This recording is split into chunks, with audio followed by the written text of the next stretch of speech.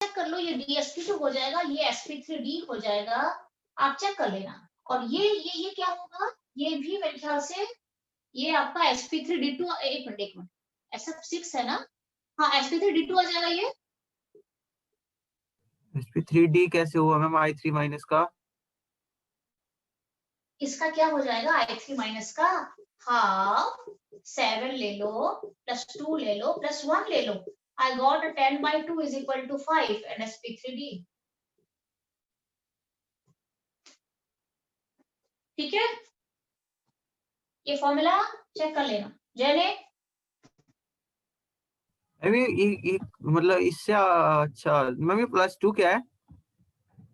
ये +2 है, 2 surrounding atom है, अगर मैं एक को सेंट्रल मानूंगी तो बाकी 2 सराउंडिंग हो जाएंगे। ये इसमें ओके है। और बाकी एक माइनस चार्ज के लिए मैंने एक प्लस डाल दिया यहाँ पे। यस मैम मैं कुछ और तरीके से करता था। तो कोई बात नहीं, कोई बात, आप किसी तरीके से करो, 5 का मतलब है। अच्छा, ये इसका इसमें भी डी इन्वॉल्व है, इसमें भी डी इन्वॉल्व है, डी इन्वॉल्व है। अब MnO4 माइनस में देयर इज नो डी, यहाँ पे sp3 हाइब्रिडाइज्ड है।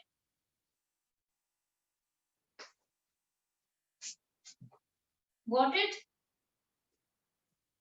ठीक है, तो दैट्स व्हाई आपको पूछा गया है इसमें से कौन सा कंपाउंड है जो हाइब्रिडाइजेशन में डी ऑर्बिटल को अलाउ नहीं कर रहा है। दिस इज द कंपाउंड जहां पे डी ऑर्बिटल आता ही नहीं हाइब्रिडाइजेशन में sp3। आगे बढ़े, 31 के बाद मुझे 50 बता दो। 50 डाउट है? डाउट है 50, अच्छा 50 डाउट। अच्छा अच्छा, ये आपको मैंने CBSE में बताया था, CBSE का क्वेश्चन है ये CBSE क्वेश्चन तो नहीं है, आपको मैंने CBSE में बताया था।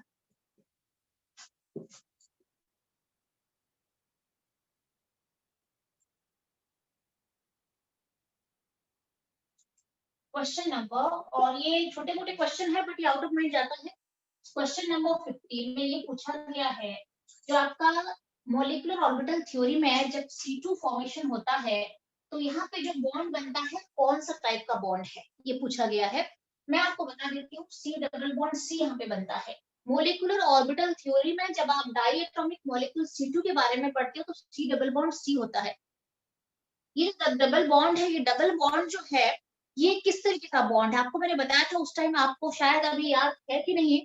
आपको बताया था कि यहाँ पे जो दोनों डबल बॉन्ड होते हैं ये बोथ सिग्मा बोथ पाई होते हैं, सॉरी बोथ पाई बॉन्ड होते हैं, याद करो। एंड अगर आपके पास नोट भी पढ़ा है केमिकल बॉन्डिंग CBSE का तो आपने लिखा होगा ये कार्बन डबल बॉन्ड, कार्बन का जो होता है बोथ पाई बॉन्ड होता है। आप कार्बन का मोलिकुलर आपका कॉन्फ़िगरेशन लिख देना और C2 का मोलिकुलर कॉन्फ़िगरेशन भी लिख देना, सिग्मा सिग्मा स्टार सिग्मा, इस तरीके से आप सारा लिख देना। और आप चेक करना कि जो बॉन्ड बन रहे हैं ये सिंपल पाई इलेक्ट्रॉन से बन रहे हैं बॉन्ड, तो इसीलिए जो बॉन्ड है वो पाई बॉन्ड है। तो ये एक्सेप्शनल क्वेश्चन है, इस तरह के क्वेश्चंस को आपका नोट डाउन कर लो। 12th के बच्चों को ये पता था? मैम ये तो गलत हो गया। हाँ तो गलत हो, कोई बात नहीं। मैम मैंने 1 सिग्मा 1 पाई कर दिया। हाँ डेफिनेटली सारे बच्चे करेंगे ना, 1 सिग्मा 1 पाई करेंगे। ठीक है, तो यहाँ पे C डबल बॉन्ड C जो है वो बोथ पाई बॉन्ड है। और ये 12th के बच्चों को तो मैंने उन्हीं के 11 में ही बता दिया था सारा ये सब। ठीक है, मुदित याद आ रहा है थोड़ा सा ये वाला? कौशल याद है? ओजस, सनोबल, जिन बच्चों ने पढ़ा हुआ है। इसका एक्सेप्शन याद है मैम। याद है ना? एक और एक्सेप्शनल बताया था ना आपने, CO प्लस मैम का ये आपने दिया बॉन्ड तो है एक बार टेस्ट में केमिकल बॉन्डिंग में। नहीं नहीं, तुमने तो तुमने कौन सा नहीं दिया है ओजस, तुमने ये सारा दे दिया है, ये सारा ऑलरेडी आप दे चुके हो 11th में।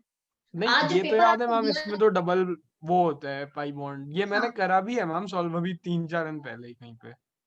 हाँ ठीक है। अच्छा आप मुझे ये बता दो, B2 मॉलिक्यूल बनाते हो MOT में, ये मैं आपको MOT के बारे में बोल रही हूँ। MOT में जब C2 बनाते हो तो ये both double both pi bond होते हैं, दैट इज एक्सेप्शन। एक्सेप्शन तो नहीं कहेंगे हम, एक्सेप्शन तो ये भी हो जाएगा फिर ना।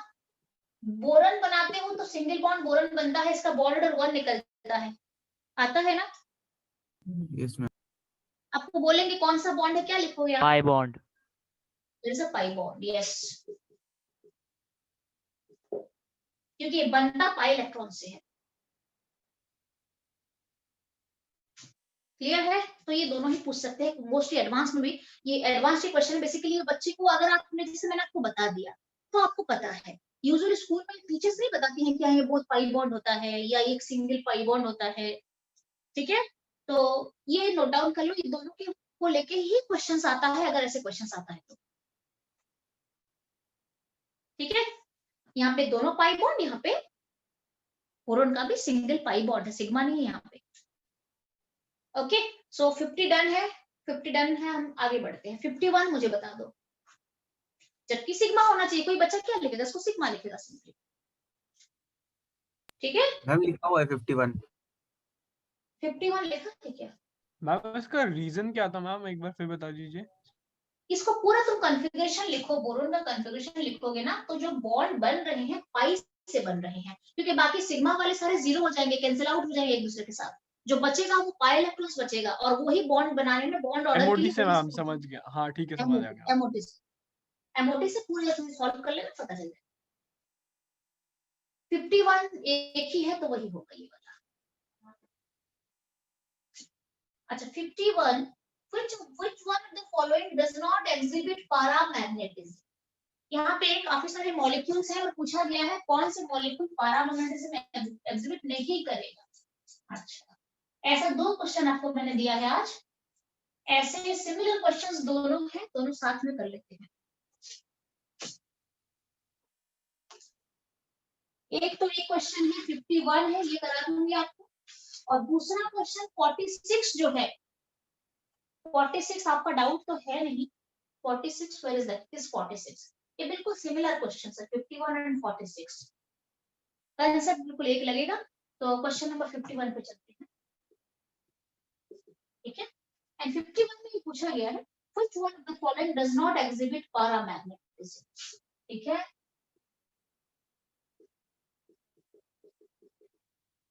Does not exhibit, just a minute, does not exhibit paramagnetism। Concept वही बनेगा। और मैं आपको बताती हूँ क्या क्या मिला है। मुझे मिला है NO मिला है, NO2 मिला है, ClO2 मिला है और ClO2 माइनस मिला है।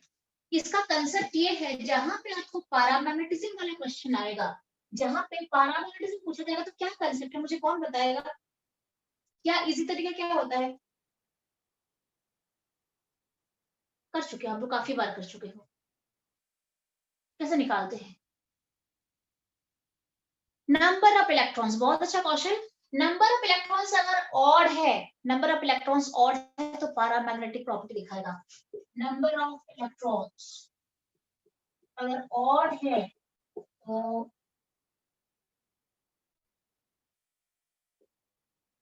पैरामैग्नेटिज्म दिखाएगा। और नंबर ऑफ इलेक्ट्रॉन्स अगर इवन है तो नो पैरामैग्नेटिज्म, ठीक है? अब आप काउंट कर लेना, जहां पे ऑड इलेक्ट्रॉन टोटल बनते हैं, टोटल इलेक्ट्रॉन्स काउंट कर लेना, जहां पे ऑड है वो सारे पैरामैग्नेटिक बनेंगे। आपको पूछा गया है डज नॉट एक्सिबिट पैरामैग्नेटिज्म, इसके इलेक्ट्रॉन काउंट करो, डेफिनेटली ऑड है। इसके काउंट करो, ये भी ऑड है। इसके काउंट करो, ये भी ऑड है। इसके काउंट करो, ये इवन है कि नहीं? चेक कर लो एक बार।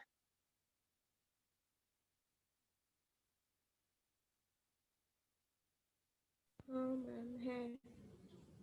क्लियर है? Yes ma'am. बस आपको इलेक्ट्रॉन काउंट करना है। नाइट्रोजन का कितना इलेक्ट्रॉन होता है नाइट्रोजन के पास? Total 7 + 8, 15 electrons. 15 is odd number, automatic ये पैरामैग्नेटिज्म दिखाएगा 100%। सबके काउंट करो, जहां पे नाइट्रोजन आ गया, क्लोरीन आ गया, वो तो फिर ऑड है ना। ये तो इसके इलेक्ट्रॉन भी तो ऑड ही है। 7 है इसका, इसका 17 इलेक्ट्रॉन्स हैं, सारे ऑड नंबर में जा रहे हैं। अगर यहाँ पे N2 होता, अगर यहाँ पे N2 होता तो फिर ये इवन हो जाता। आपको क्या करना है, सिंपल इलेक्ट्रॉन काउंट कर लेना। इसके लिए इजी तरीका है, बाकी स्ट्रक्चर कुछ नहीं सोचना इसके बारे में। पैरामैग्नेटिज्म मतलब इलेक्ट्रॉन काउंट कर लो, ठीक है। अच्छा, साथ के साथ आपने डाउट नहीं लिखवाया है, बट आपको मैं क्वेश्चन नंबर 46 भी एक ही साथ कराती हूँ। Please go to 46। तो आंसर क्या है? Does not exhibit paramagnetism is ये वाला ClO2 माइनस, ये, ठीक है। अच्छा, 46 में एक बार जाना सारे बच्चे और मुझे बताना 46 का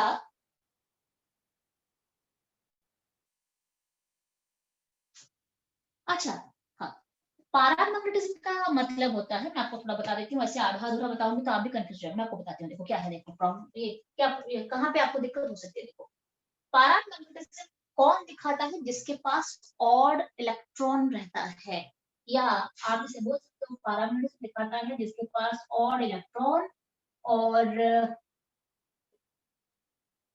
अनपेयर्ड इलेक्ट्रॉन्स रहते हैं, ठीक है। पैरामैग्नेटिज्म कौन दिखाता है? जिसके पास आइदर ऑड इलेक्ट्रॉन रहेगा या फिर अनपेयर्ड इलेक्ट्रॉन। ऑड इलेक्ट्रॉन कहो चाहे अनपेयर्ड इलेक्ट्रॉन कहो। और अनपेयर्ड इलेक्ट्रॉन कब रहने की पॉसिबिलिटी होती है? जब टोटल इलेक्ट्रॉन्स ऑड हैं, तब अनपेयर्ड इलेक्ट्रॉन्स रह सकता है या ऑड इलेक्ट्रॉन रह सकता है, तो वो पैरामैग्नेटिज्म दिखाएगा।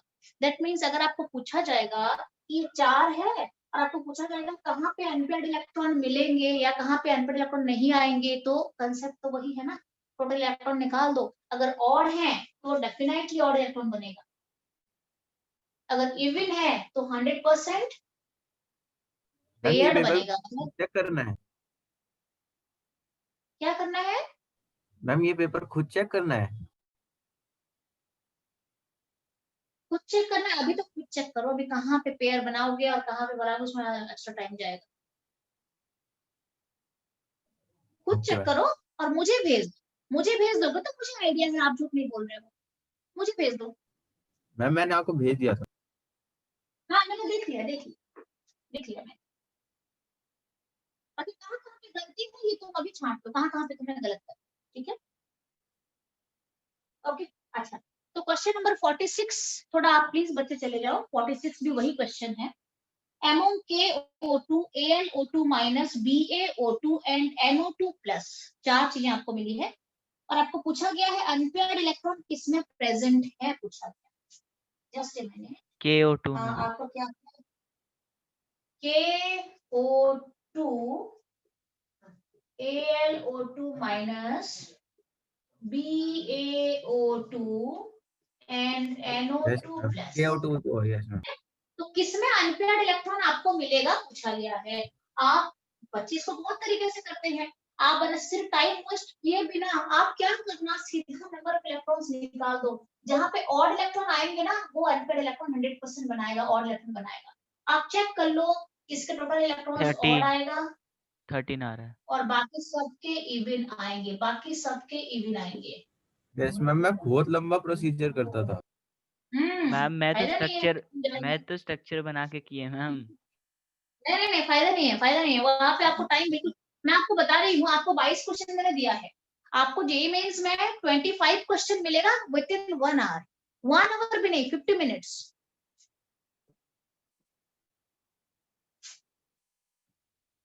आपको 25 क्वेश्चन करने हैं और आप सोच सकते हो अभी खाली बॉन्डिंग कर रहे हो, वहां पे टोटल सिलेबस दोगे तो आपका माइंड को कितना डाइवर्ट कराना पड़ेगा, सोच रहे हो ना। आप एक क्वेश्चन करते हो एक चैप्टर से, जब दूसरे क्वेश्चन में जाते हो तो चैप्टर बदल जाता है, फिर आप उस चैप्टर का ध्यान करोगे, फिर जब थर्ड क्वेश्चन में जाते हो तो फिर चैप्टर बदल गया, फिर आप उसको करोगे, ठीक है। तो आप शॉर्टकट चलोगे तो अच्छा है। Yes ma'am. अच्छा, अब हम चलते हैं, एक काम करते हैं, मुझे बताओ 51 मैंने करा दिया है, 46 भी डन हो गया है, 52 किसी का डाउट है? लिखा तो है 52, लिखा तो है। मेरा है। हाँ, अभी आ रही है। मैम नेगेटिव मार्किंग भी है क्या इसमें? हाँ, देखो आप ऑनेस्टली ना स्कोर अपना बता दो, नेगेटिव मार्किंग डाल के मुझे बता देना, ठीक है। 68 में। हाँ, कितने हैं? 52।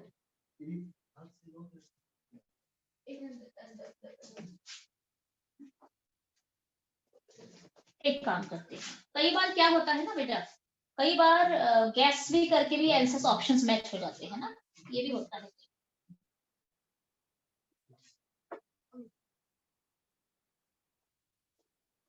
अच्छा अच्छा, ये तो 12th के बच्चे, ये ओजस, यस मैम। हाँ क्या है, लाइक मैं जो पढ़ा रही हूँ ये क्लियर है ना पूरा? मैम है ना? क्लियर तो लग रहा है, बस हाँ बस वही पेपर दे देना चाहिए था, नहीं, लग रहा है। पेपर नहीं दिया, पेपर नहीं देने से थोड़ा दिक्कत यही होती है, पेपर देने से ना उसका कॉन्फिडेंस लेवल थोड़ा सा अलग होता है। कोई बात नहीं, ठीक है। तो उसके बाद हम चलते हैं 52 में चलते हैं, कौन सा मैं एक बार देख लूं। अच्छा 52 देखो, मुझे आपको कंसेप्ट देना है। जिन बच्चों ने 12th के बच्चे हैं उनको तो ऑलरेडी मिल चुका है कंसेप्ट, बाकी 11th के बच्चे लिख दो। Which of the following molecular orbitals has two nodal planes बोला गया है।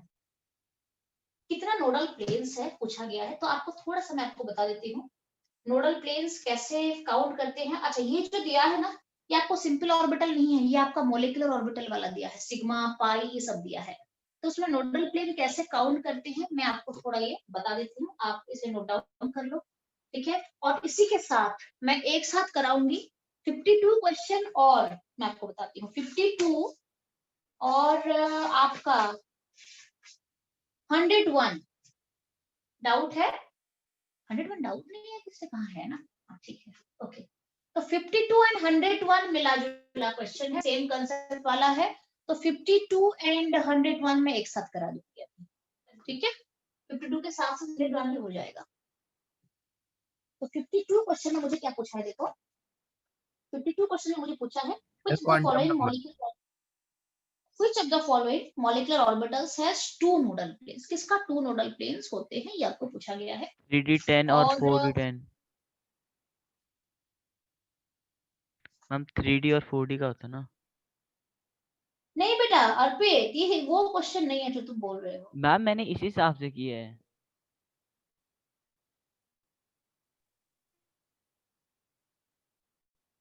ये मोलेकुलर ऑर्बिटल का है, मोलेकुलर ऑर्बिटल एमओटी का क्वेश्चन है ये। मैम इसमें तो तुमने एल क्या करना क्वांटम नंबर देखेंगे ना, है? एल क्वांटम नंबर नहीं देखेंगे।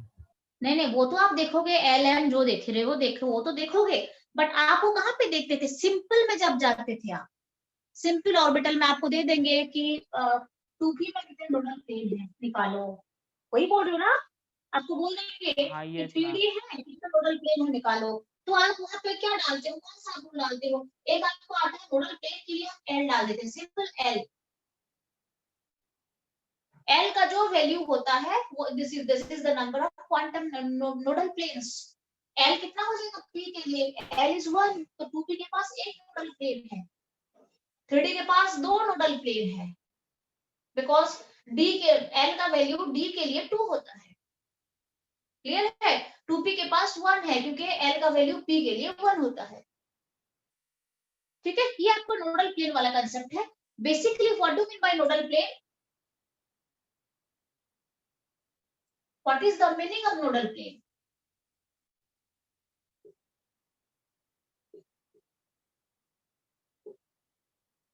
What is nodal plane? एक ऐसा प्लेन जहां पे इलेक्ट्रॉन मिलने का डेंस आई मीन उसका जो प्रोबेबिलिटी 0 होता है, इलेक्ट्रॉन दिखता नहीं है जिस प्लेन में, आपको एक भी इलेक्ट्रॉन नहीं मिलेगा जिस प्लेन में, that plane is known as nodal plane. n-l-1 वो टोटल होता है, तुम जो बोल रहे हो ना n-l-1 जो बोल रहे रेडियल हो, नोड होता है वो तो। हाँ वो रेडियल नोड होता है, n-l-1 होता है। ये क्या होता है और मैम? पूरा बता दूं क्या, ये भूल गए हो पूरा? नहीं मैम ठीक है। ठीक है ना, दो चीजें होती है मैं आपको बताती हूँ, एक होता है आपका एंगुलर नोड, ठीक है, दूसरा होता है रेडियल नोड। मैं वहां पे बिल्कुल मुझे स्टार्टिंग से जाना थोड़ा सा पड़ रहा है, आप देख लो थोड़ा कंफ्यूज हो रहे हो ना। एंगुलर नोड होता है और रेडियल नोड होता है। एंगुलर नोड को हम और भी क्या कहते हैं, एल प्लानर नोड कहते हैं। नहीं, नाम बता रही हूँ, नाम कौन कौन सा है। नोडल प्लेन भी तो कहते हैं मैम। एंगुलर नोड को, हाँ हाँ, एंगुलर नोड को प्लानर नोड भी कहते हैं और नोडल प्लेन भी कहते हैं। के नाम से आप जान सकते हो इसको क्या कहते हैं यार, स्पेरिकल। स्फेरिकल नोड भी कहते हैं। इसका जो वैल्यू होता है वो एल से डिटरमाइन होता है। इसका जो वैल्यू होता है n-l-1 से रिप्रेजेंट होता है। और अगर टोटल नोड मांगा जाएगा, टोटल नोड, n तो हम इन माइनस दोनों 1। को एंड वो आ जाता है आपका n-1 आ जाता है। टोटल नोड मतलब उसमें एंगुलर नोड भी आएगा और रेडियल नोड भी आ जाएगा, दोनों साथ में आ जाएंगे। ठीक है, तो ये L है, ये n-l-1 है, दोनों को मिला देंगे तो n-1 आ जाएगा। आपको यहाँ पे नोडल प्लेन मतलब सिंपल एंगुलर नोड के बारे में पूछा गया है, बट आपको थोड़ा स्ट्रक्चर वाइज बताती हूँ तो बेटर रहेगा, क्योंकि हम ये सिंपल के लिए नहीं पढ़ रहे हैं, हम मोलिकुलर ऑर्बिटल थ्योरी के लिए पढ़ रहे हैं।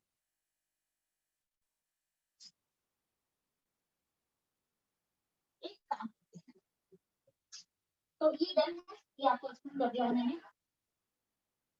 अब हम चलते हैं, मेरे पास कुछ ऑर्बिटल है, मैं आपको थोड़ा सा कंसेप्ट दे देती हूँ, उसके बाद हम चलेंगे। देखो,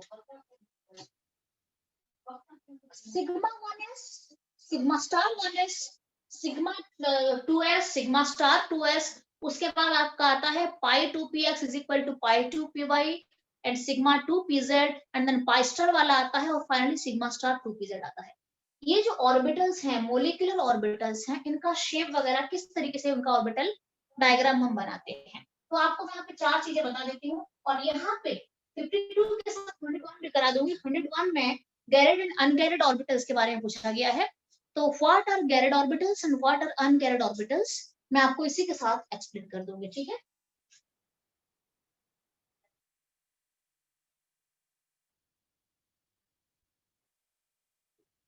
ठीक है।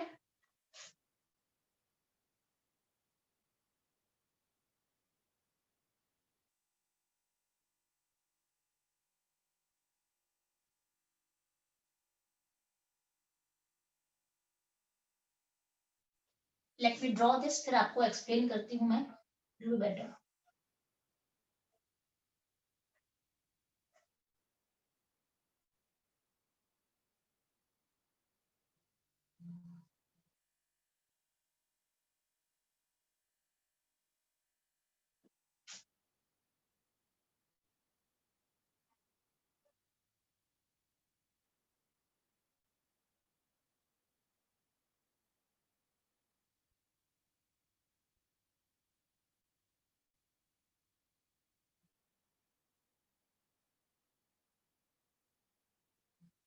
ठीक है, मैं अभी आपको एक्सप्लेन करती हूँ।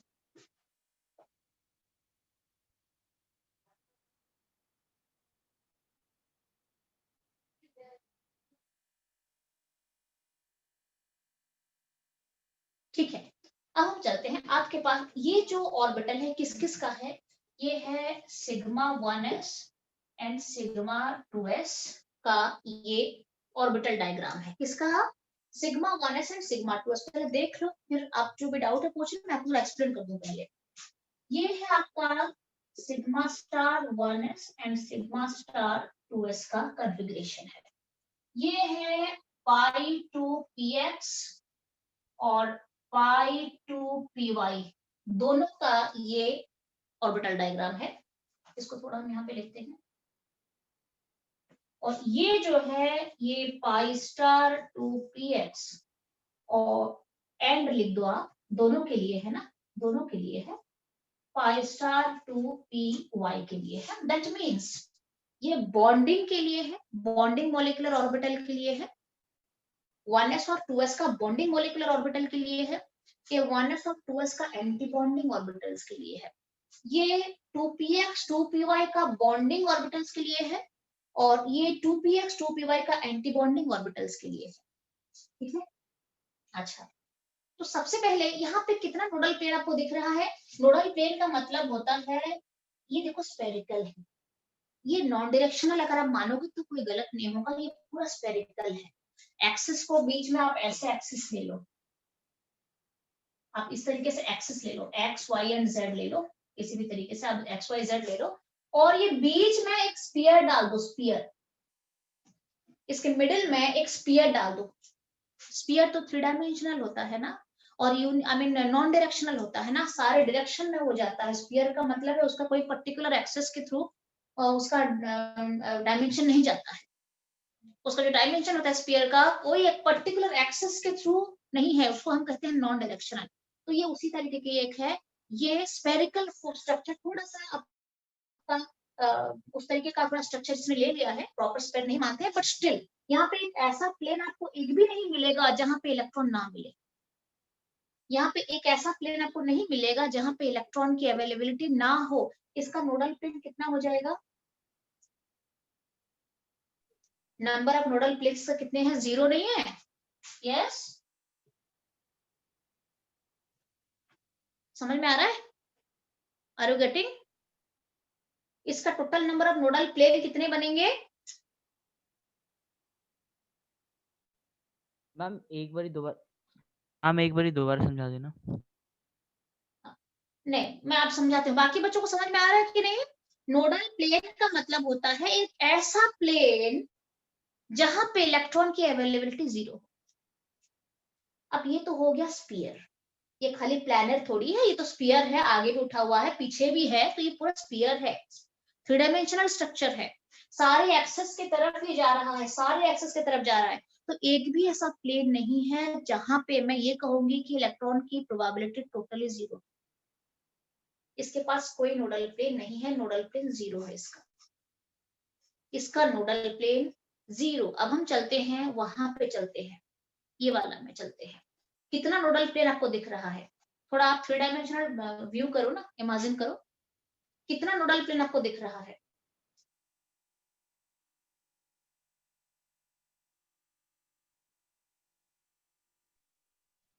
यहाँ पे इलेक्ट्रॉन अवेलेबल होगा, इस प्लेन जहां पे मैंने फिंगर दिया है, यहाँ पे इलेक्ट्रॉन अवेलेबल होगा इस प्लेन पे।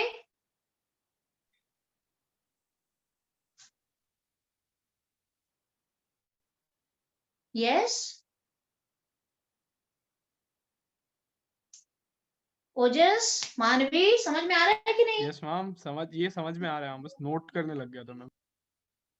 हाँ, और कौशल क्लियर है? यहाँ पे कितने नोडल प्लेन बनेंगे?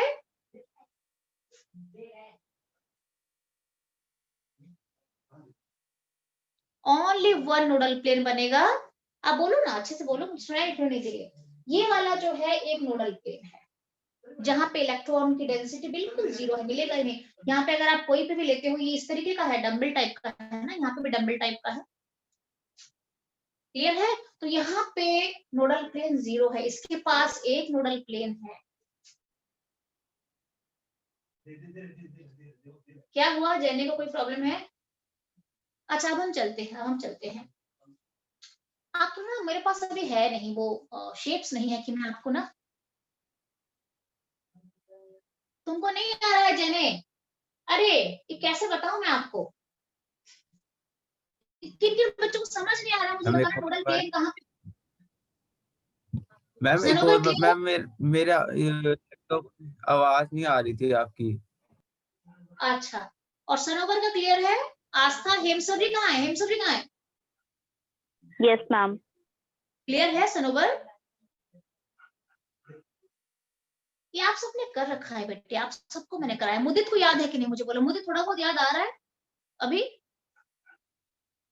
यस मैम, कर रखा है, ये सब कर रखा है, ये सब आपने कर रखा है। हाँ, मुझे नहीं पता है अभी आपने आपके नोट्स को, 11 के नोट्स को रिवाइज कराया कि नहीं, जो आपको मैंने करवाया था। और उस टाइम अगर कोई बच्चा, मैं जिस क्लास मैंने दिया था, अगर आप उसमें एब्सेंट हो, फिर उस टाइम तो रिकॉर्डिंग का प्रोविजन भी नहीं था उस टाइम ना, तो जो गया वो गया, ठीक है? तो यहाँ पे there is no plane where the probability of finding an electron is 0, so the nodal plane is 0. यहाँ पे एक ऐसा प्लेन है यहाँ पे जहां पे मुझे इलेक्ट्रॉन नहीं मिलेगा, that is the nodal plane. So यहाँ पे नोडल प्लेन हो जाएगा आपका 1, ये प्लेन है, दिस इज द प्लेन, ये प्लेन में नहीं मिलेगा मुझे। यहाँ पे कितने नोडल प्लेन है?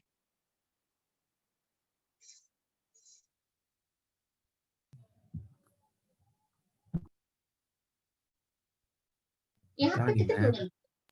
मैम 2 होंगे। यस, वन हिम सब गुड। यहाँ पे भी एक ऐसा प्लेन मैं ले लेती हूँ, ये वाले प्लेन में इलेक्ट्रॉन नहीं मिलेंगे मुझे। एक प्लेन ये, ऊपर भी इलेक्ट्रॉन मिलेंगे, पूरे क्लाउड है इलेक्ट्रॉन का, नीचे भी क्लाउड है, this is the only plane जहां पे मुझे इलेक्ट्रॉन नहीं मिलेंगे। तो यहाँ पे भी नोडल प्लेन आ जाएगा आपका 1। यहाँ पे कितने नोडल प्लेन दिख रहे हैं? Isn't it 2?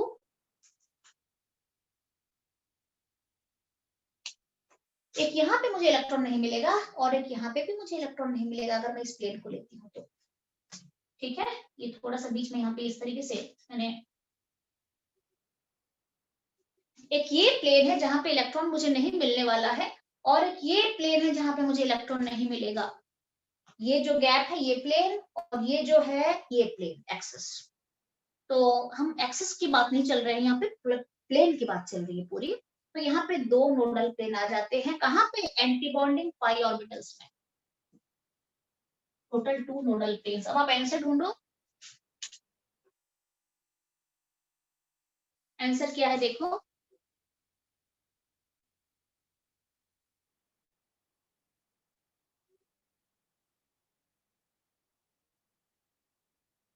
Got the answer, got the answer. हम आगे बढ़ेंगे इसीलिए बोल रही हूं मैं।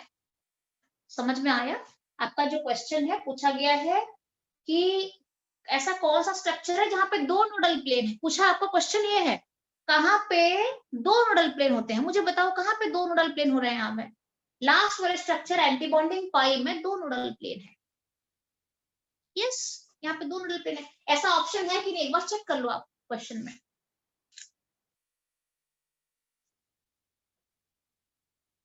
चेक करा अर्पित, चेक करा है ऑप्शन?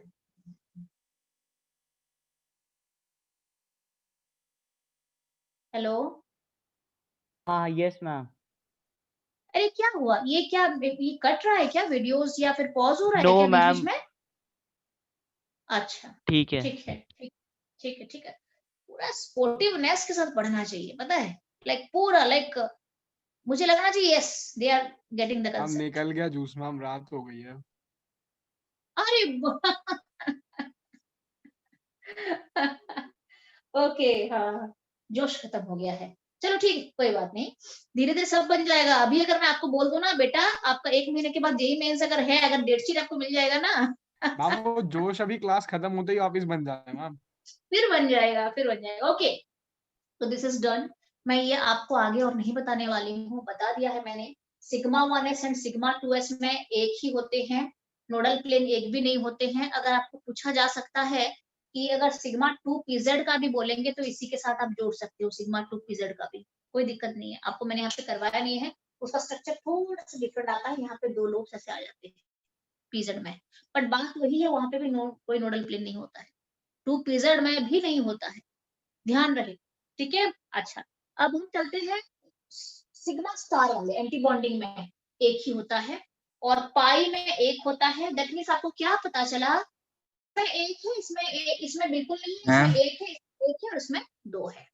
ठीक है, ओके। अब हम थोड़ा चलेंगे गैरेड एंड अनगैरेड ऑर्बिटल्स क्या है, ये थोड़ा आपको बता देती हूँ क्योंकि ये आपके लिए शायद नया है, 12th के बच्चों को पता है, आप लोगों को नहीं पता है। ठीक है, व्हाट आर गैरेड एंड अनगैरेड ऑर्बिटल, इसी के साथ बताऊंगी, इसको मैं चेंज